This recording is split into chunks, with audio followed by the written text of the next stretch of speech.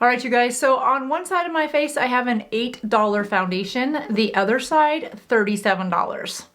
I know, big difference. Can you tell which one is the drugstore or mass makeup product versus which one is the more expensive $37 one? I don't know that I could tell from application, but I could definitely tell after the 8-hour wear test, which I'm going to take you through with me. So if you're new here, hi, welcome, I'm Jody, and today is Friday Face Off.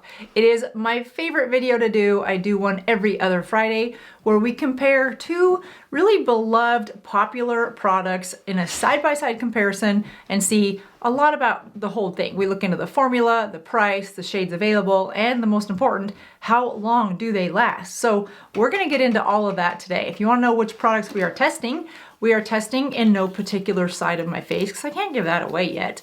The e.l.f. Soft Glam Satin Foundation against the Huda Beauty Easy Blur.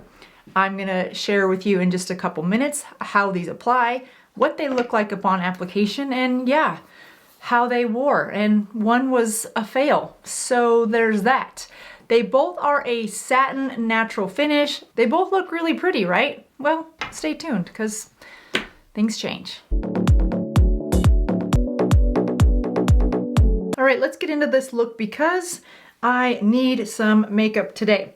All right, a couple things to keep in mind, you guys. I have combination skin, so I'm definitely oily in the T-zone, but I'm not dry through here. I'm more, I don't know if normals even make sense, but I'm just average. I don't get oily and I don't get dry on my cheeks, but I definitely do get some oil in my T-zone area. The other thing to note for this experiment or review is I am not going to put on any primers, and we're not going to set this with a setting spray or a setting powder at the end because I want to see how these two foundations perform completely on their own so that you know if they work without the primers, which I am a big fan of primers, or the setting spray on the other end, then it minimizes the risk of them not working for you. Most foundations can work okay with a primer and or a setting spray on the other end to kind of sandwich the foundation in between two other products. But if you're gonna find a product, especially at one of these price points, then you wanna know, can you wear it all on its own or do you have to add extra products? So whenever I do these reviews, I really do try to minimize the amount of help products that I use around these so that you can decide if they work well for you or not. So in terms of the Soft Glam by e.l.f., this comes in 36 shades. It's a creamy formula, pretty thick formula, but it blends out really nicely. I'm gonna use a little bit more. It sells for $8 and is vegan and cruelty-free.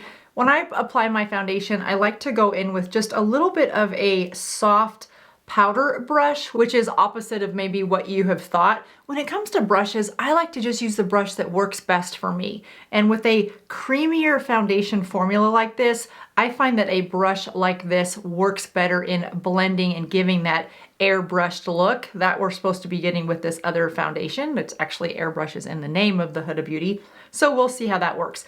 I also don't have on any concealer, and I've got this purple area underneath my eye today.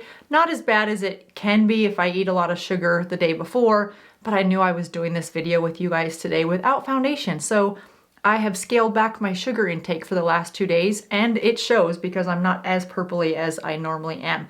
But I left that there without concealer so we can see how well does this foundation cover, because if it can cover this area and I don't need a concealer, then in fact that's even one less product that you might have to buy. I also have some pigmentation, hyperpigmentation right in this area, so I'm curious to see how well these two foundations cover and if one covers better, again, for the long term.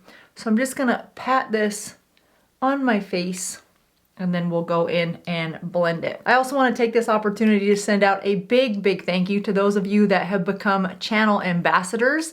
It is 99 cents a month, so $12 for the whole year, so price of a large coffee these days for the entire year to help support the channel. So thank you so much for that. I do that so that if you want to become a member and support the channel, you can, and so that I don't have content that is exclusive behind a paywall, so you have to pay to get exclusive content. I just, as I mentioned before, that's just not a business model for me. I know a lot of people do it. I don't judge it. If that's their model, then I support them 100%. It's just not the best model for me because I don't want people to have to pay. I want my content to be available to everyone all the time. And that being a channel ambassador really helps me be able to do that. You can see how nice and smooth this covers. It blends so well, and it does cover that purple area. And again, for $8, look at the coverage you get for this foundation. I don't really need to go in with any more, but I think I'm gonna just add a little bit to that purple area on the inside of my nose because I'm not a fan of that. But I should tell you guys what color this one is too. I think it's 30. I'll leave it down below. I should know that because I just used this in another video, but it doesn't say very easily on here where it is. But anyway, this is what the packaging looks like. Talked about this one before, and I love that it comes in 36 shades, so you are pretty likely to find your shade range. So I'm pretty happy with that overall. I think that just looks really soft. I love that final finish. It is a satin finish, they call it. I think it does look satin, but it looks a little bit, yeah, maybe satin. Natural is the word I would use. It's not over shiny. You saw I didn't use much at all. It was 2 little drops, and it blends really, really nicely. And when I do buff it, I like to hold my brush a little close. This is the BK Beauty 106. This is just a really nice fluffy brush that I use for my foundation. And as I've gotten older, I find that wrinkles around my eyes, around my lips, this really helps press in and buff out and give an airbrushed look to my foundation. All right, so going into this Huda Beauty Easy Blur, this is Shortbread 200B is the color. This foundation has 1.5% niacinamide. It is definitely runnier. It's a more of a liquid, where the e.l.f. is a little bit more of a cream foundation.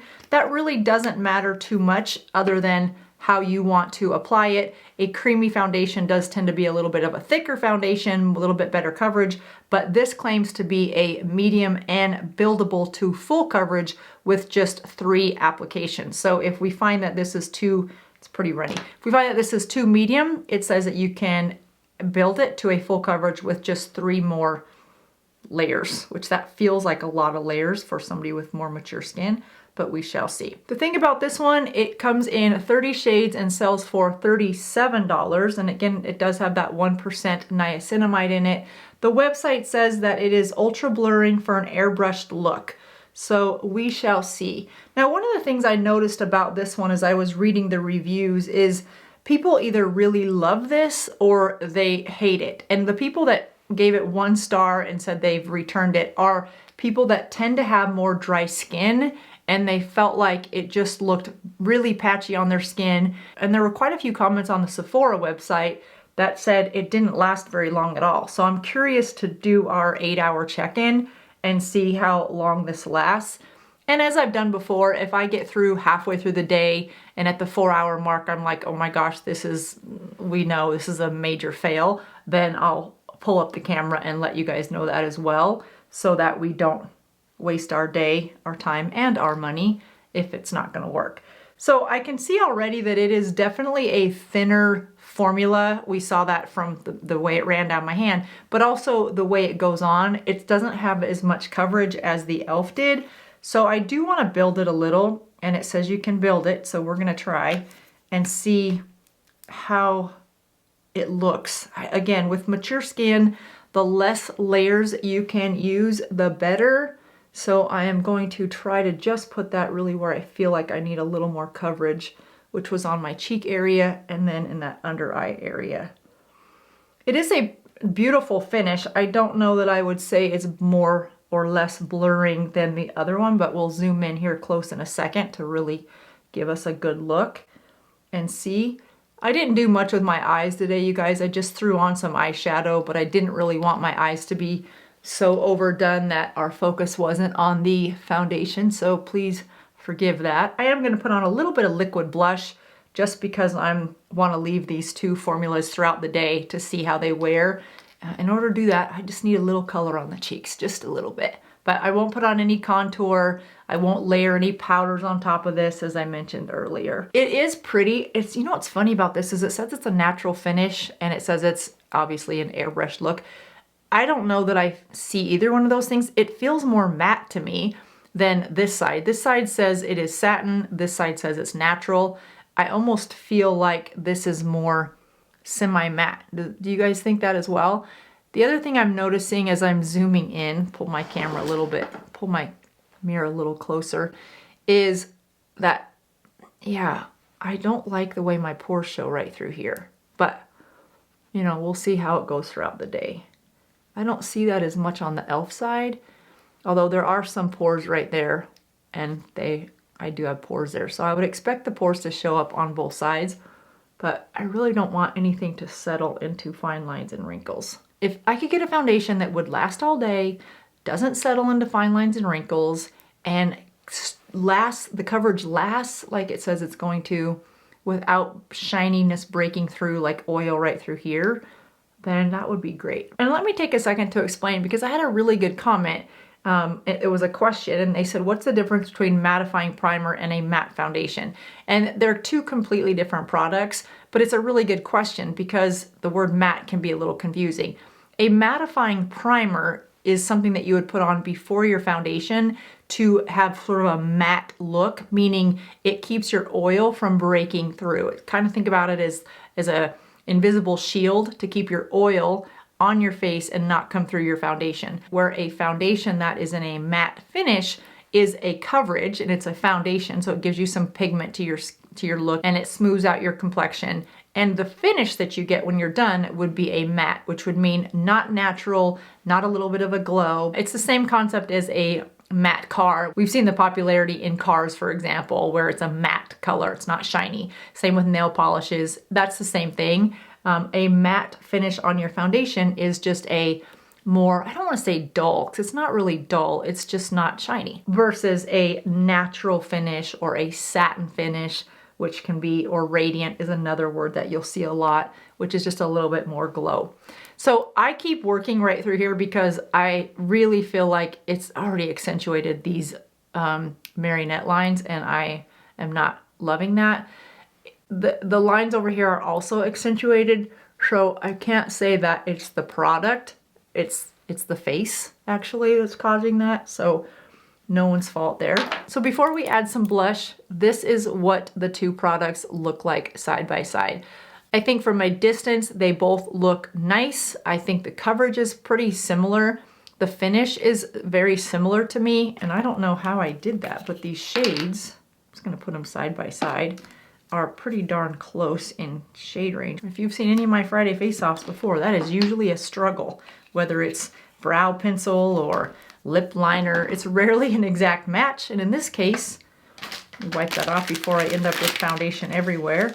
In this case, it's a pretty darn good match. So we are going to add a little bit of blush after I take this off and see what we got. So for the blush, I'm just going to use Whim by Hourglass. I just really like this color. It's just a soft color. It's a liquid blush. You don't need very much at all. And for that, I will go in with my finger first and get the placement right where I want. A little bit more on that side.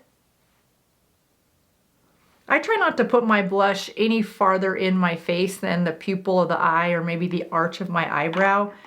And then I like to put it at just a soft, I'm just going to diffuse the rest of that on this brush. This is the Angie Hot and Flashy A507, really nice angled brush. And just go up and go through the high points of my cheeks. And again, I don't want to cover up too much of this foundation because I do want to see how it wears, but this little test of how does it wear with the product on top of it will be helpful for us as well. See how pretty that Whim is, that Hourglass color? I really think their liquid blushes are, for those of us with more mature skin that don't like powder blushes, these liquid blushes are just more of that flush look versus a solid blush look that you don't even really see, but you know there's some structure to the face and some warmth to the face. That's what I love about these so much. All right, now we're gonna finish off with some lips. I like to leave the corners not lined. I used to line the whole lip, but as I've gotten older, I like to add the volume to the top and the bottom center of the lip. I leave about a finger's distance apart from lining it. This is an old Natasha Denona I Need a Rose lip liner. Then I'm gonna pair that with Dior Rouge. This is, I think, 215. Yeah, 215. Really pretty lip color. Let's just go right on the lips. You guys, I've tried to get my hands on those new MAC lipsticks, and I've gone to 2 different Ultas, and I've gone to Nordstrom, and I cannot. They are available on the MAC website, but I just want to see them in person and kind of play with them on my skin tone, because there's so many, I don't want to get the wrong color. And unlike many of my beauty influencer friends who received that whole package in PR, I did not. So that's okay. I will still buy them if I could just find a color or 2. I don't need all. I think there was 18 or 22, something like that. All right, so that is what these foundations look like right after application.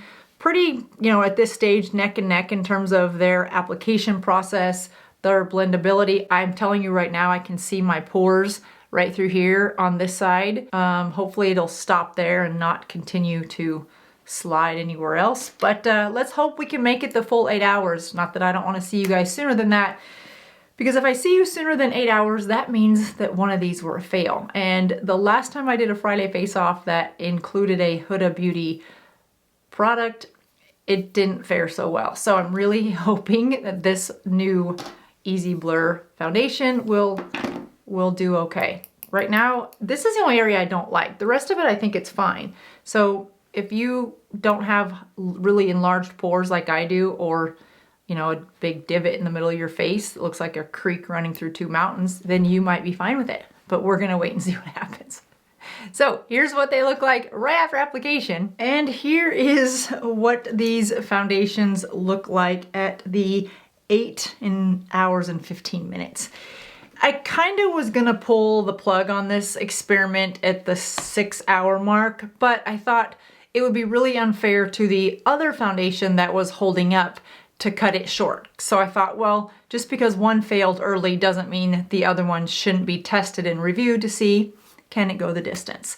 So here's where we are, you guys. I don't know what that voice was, but anyway, I think I'm disillusioned at a price point of $37 for a foundation that just really makes me look older. Now, while we were off camera and as I was doing some research as the day was going on, I went down the rabbit hole of looking at some reviews on the foundation by Huda Beauty. And it's one of those things where, if you're not feeling great, but then you start going down the WebMD and you start reading symptoms and you're like, oh my gosh, I think I have that. Oh my gosh, I think I have that. I'm usually not that person, but as I started reading the reviews on Sephora about experiences that other people were having with this foundation, it really helped me articulate some of the challenges that I have with it.